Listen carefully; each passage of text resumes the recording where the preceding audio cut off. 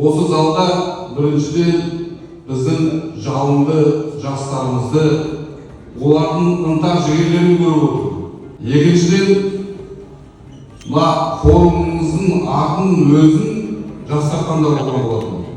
Сарайшық апгрейд 2023.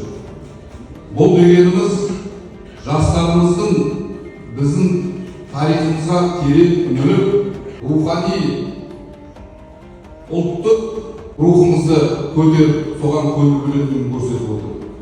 Сондықтан да мен ойлаймын, осындай біздің жастарымыз барда, біздің болашағымыз әлі де алда, жетер жетістіктеріміз мол.